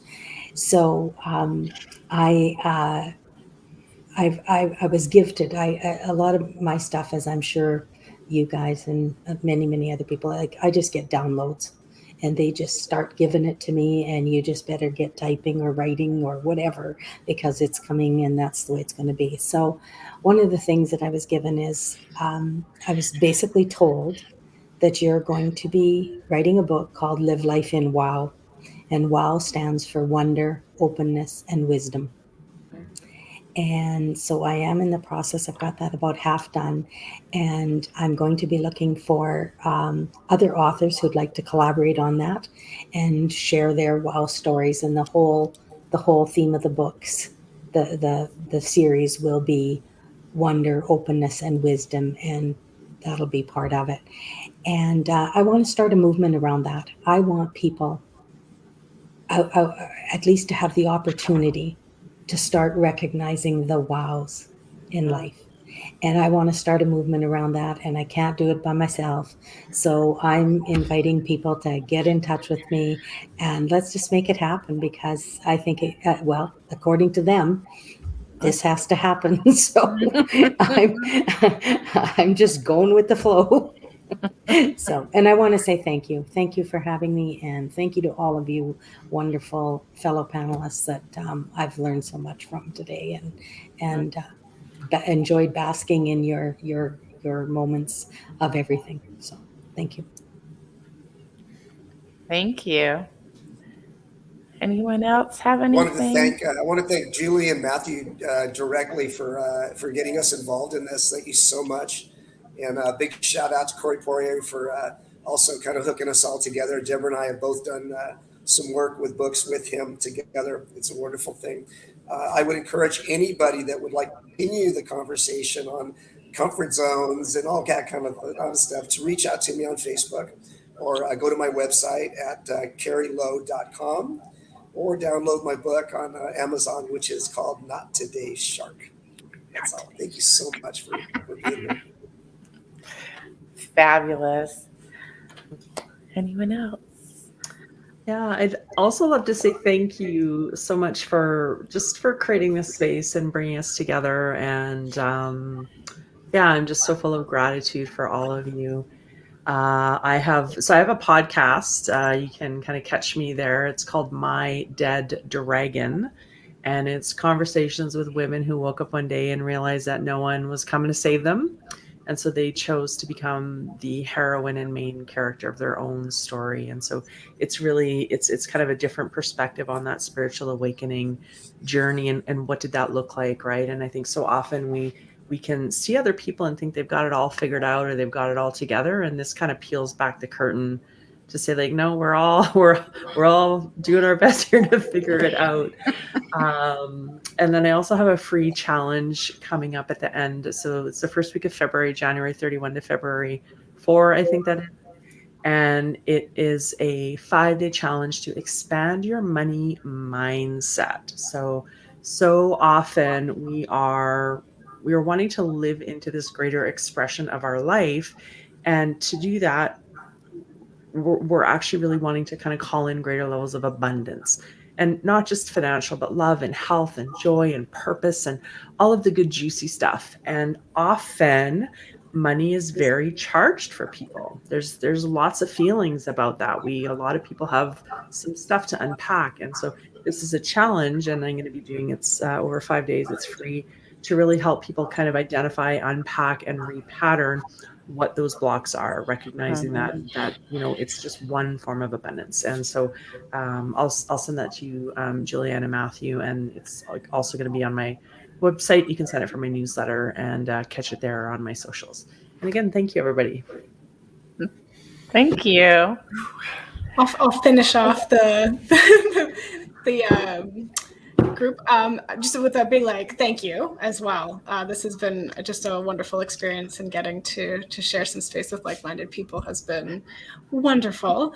I have a program starting up on February 10th called The Light Collective, and that is for sensitive souls to find home within themselves so that they never feel lost again. And that's all about helping you understand that who you truly are is wonderful, and that there is a lot of magic within you. So it's I'm always very excited to help share that with others. And if anyone resonates with my energy, my group Souls Awakening, Discover Your Soul Purpose is just a lovely place to find that community as well for sensitive souls. So again, thank you guys so much. This has been wonderful.